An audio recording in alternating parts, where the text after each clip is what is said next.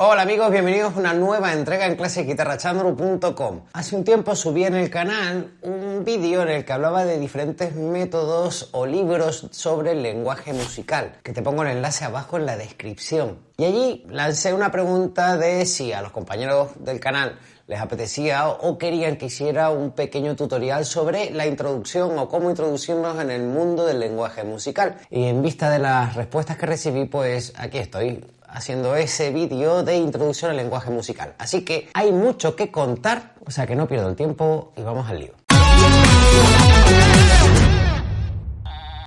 Antes de arrancar, recordarles que toda la información de esta y otras clases está en la web www.claseguitarrachandru.com. También tengo un perfil de Instagram, a ver si le damos un poco de vida aquí, por supuesto, el comentario, el like, compartir, todo ese tipo de cosas que hacen que poco a poco el trabajo que realizo tenga un poquito más de visibilidad en este vasto e infinito mundo de las redes sociales. Todo sea dicho de paso, muy social no suele ser. En la sociedad moderna, el individuo carente de mensaje trata de apoyarse en el trabajo ajeno, desvirtuándolo y poniéndolo en duda, intentando de esta forma no reconocer su falta de valía en la materia. Se les ha apodado con el anglicismo hater, pero el lenguaje es suficientemente rico y concreto. Se podría usar el término idiota. También aprovechar y saludar a los compañeros de Patreon. Todo lo que vamos a ver aquí hoy ya se ha trabajado en Patreon, mayor o menor medida dentro de una categoría que tenemos que se llama ritmo y pulso. Probablemente en esta reunión vamos a hablar de cositas que todavía no se han visto por allí, pero que son verdaderas tonterías. El mundo del lenguaje musical, la lectura y la escritura musical suele dar mucho miedo al estudiante autodidacta. Por desgracia, el antecedente histórico que tenemos cuando hemos aprendido o estudiado algo de lenguaje musical se reduce a pocas clases dentro del sistema educativo cuando eres muy pequeño. Y encima va asociado a un instrumento tan poco inspirador como la flauta dulce soprano. Entonces se junta una materia que es un poco abstracta con un instrumento que no ayuda y con un repertorio un poco del siglo pasado.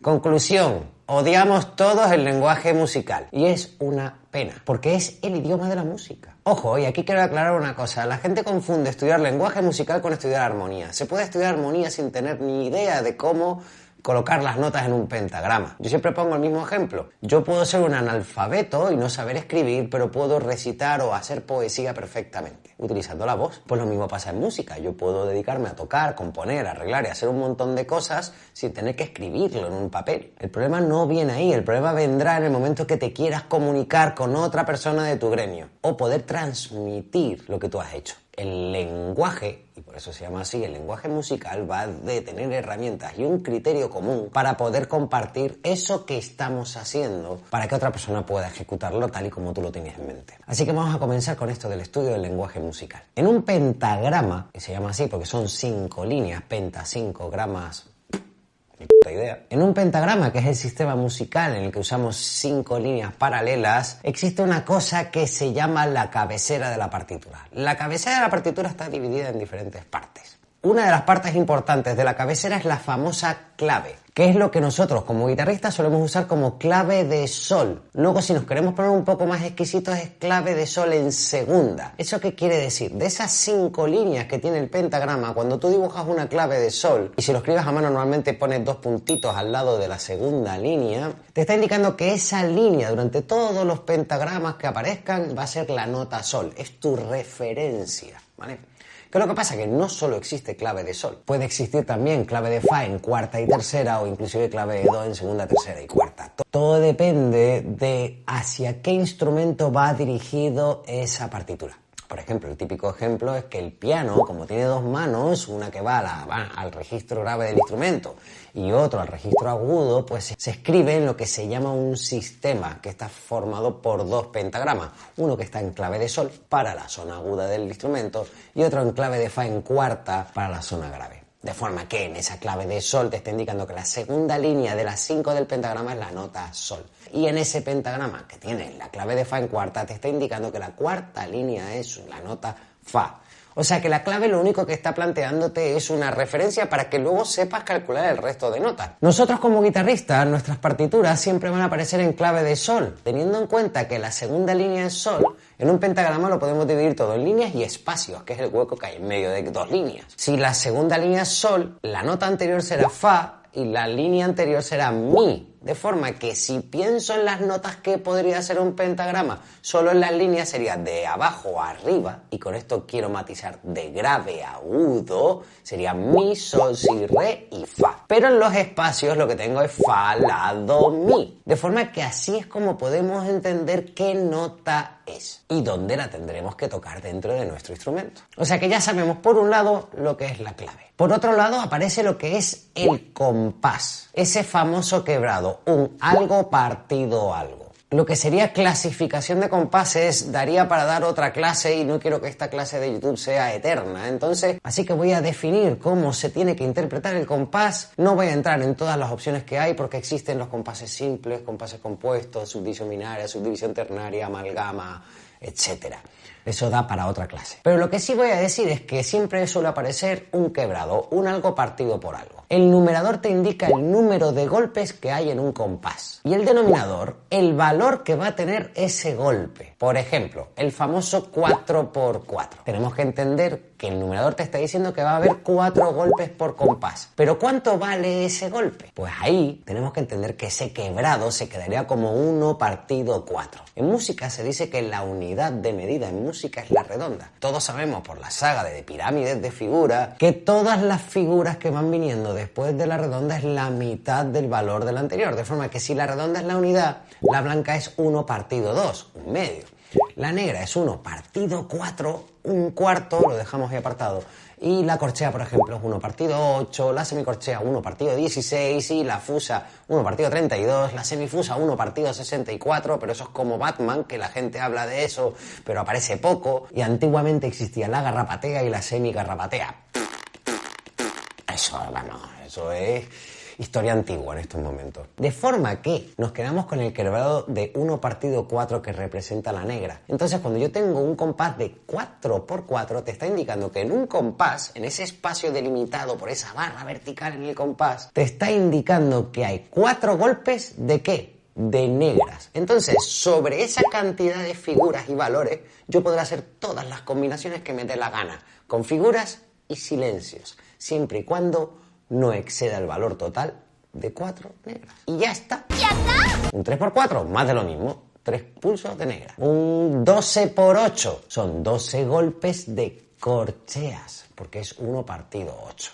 Pero este ejemplo que te acabo de contar del 12×8, estaríamos abriendo otra pequeña ramificación dentro de la clasificación de compases, y como he dicho, esto es introductorio. Por lo general, cualquier método de lectura musical al que te vayas a enfrentar te va a arrancar con un 2×4, un 3×4 y un 4×4 para que vayas conociendo el idioma y vayas conociendo y ubicando las notas en el instrumento. Entonces, en la cabecera de la partitura tenemos por un lado ese famoso pentagrama, tenemos la clave que te indica dónde están las notas y el compás que te va a hacer medir cuánto me cabe de información antes de poner esa barra vertical que indica que es el siguiente compás. Pero también existe una cosa que se llama la armadura en clave, que como siempre suelo decir es ese churro de sostenidos y bemoles que existen en la partitura. Esa armadura en clave te va a indicar, por ejemplo, si ese tema o trozo de tema o pieza está en la tonalidad de lo que sea. Y todo eso se interpreta en función de los sostenidos y los bemoles que tenga. Esos sostenidos y esos bemoles siempre van en el mismo orden. En el caso de los sostenidos siempre es fa, do, sol, re, la, mi, si. Y en el caso de los bemoles es si, mi, la, re, sol, do, fa. Es decir, lo mismo de los sostenidos pero dado la vuelta. Si quieres desarrollar un poquito más esto, vete a la clase del círculo de quintas que está en el canal. Porque ese círculo no es más que la ordenación de esa armadura en clave de la cabecera de la partitura. Estos son los ingredientes principales con los que te vas a enfrentar cuando empieces a leer partituras. Pero ¿qué es lo que ocurre? Como me imagino que vas a intentar enfrentarte a partituras para guitarristas, también aparece un montón de simbología. Simbología extra. Normalmente al lado de las cabezas de las notas, es decir, el circulito que va acompañado de un palo y ese palo se llama plica, va acompañado de un número. Ese número es un 1, un 2, un 3, un 4, indicándote que esa nota la vas a tocar con el dedo 1, con el dedo 2, con el dedo 3 o con el dedo 4 de tu mano izquierda. Si eres diestro. De forma que, por lo general, los métodos de iniciación te aparecen figuras de larga duración, redondas, por ejemplo, y te van indicando notas dentro del pentagrama, de forma que cada nota que tú toques va a durar 4 tiempos, solo tienes que ubicarla, tocarla. Consejos y hábitos saludables para todo aquel que quiera lanzarse a aprender lenguaje musical. Esto tiene que ser como lavarse los dientes. O ir a hacer popó. que lo haces todos los días. Pero no hace falta dedicarse 20 horas al día, ni 8 horas. Con que te pongas 10 minutos, el progreso va a ir pasando. Siempre le digo lo mismo a todo el mundo, y no será casualidad que lleve tropecientos años en este canal diciendo lo mismo. Carrera de fondo y no de velocidad. Como intentes plantearte objetivos a corto plazo no realistas, lo único que vas a conseguir es frustrarte. Y eso no le interesa a nadie que intenta aprender algo. Así que lo importante de todo esto es dedicarte un poquito todos los días. Otro detalle importante cuando empecéis a trabajar este tipo de disciplinas es que ni se les ocurra, ojo, danger, peligro de destrucción, no lo hagáis nunca, escribir con un lápiz así, chiquitín, el nombre de la nota que estáis intentando memorizar. Eso es un error que veo muy a menudo. La cosa va de que tu cabeza vaya asociando que ese circulito o esa cabeza de la nota asociado a una línea, a un espacio, es lo que es. Y tienes que aprender a reconocerlo a simple vista. Eso lleva tiempo, pero te puedo asegurar que si te dedicas a poner el nombre al lado no lo vas a aprender nunca. Es como ponerle un post-it con el nombre a todos tus amigos en la frente. No te vas a aprender su nombre en la vida, siempre lo vas a leer. Entonces no hagáis eso. Aparte de lo evidente de los beneficios de aprender un poco de lenguaje musical, que viene a ser que puedes echarte a la cara un montón de libros y métodos maravillosos que te van a solucionar los problemas que tienes, además te va a hacer pensar en notas, cosa que, como siempre he dicho en este canal, no te hace pensar cuando estás usando tablaturas. Cuando usas tablaturas piensas en números. A ver cuántas veces no te has visto el famoso 757 flecha hacia arriba. No vas a pensar en notas, no vas a pensar en música, y eso es muy frustrante. Ahí lo dejo caer. Y además, por supuesto, sales del pensamiento endogámico porque puedes comunicarte con el resto de los músicos. Pero además, como siempre digo y estoy harto de repetir, tienes una grafía para poder analizar un problema rítmico, que suele ser la pequeña carencia que tiene todo el mundo cuando se pone a estudiar música. Se suele tener un concepto o una conciencia rítmica bastante rígida y enquilosada. Y el hecho de poder ir estudiando lenguaje musical te va a ir brindando poco a poco opciones de ir descomponiendo los ritmos de menor dificultad a mayor dificultad. Porque si no los has estudiado por ciencia infusa o por un día de arrebato de inspiración, tú no vas a hacer un ritmo extraño. Eso no pasa. Si acaso lo harás porque se parecerá a algo que has escuchado. Entonces te quedas en la imitación.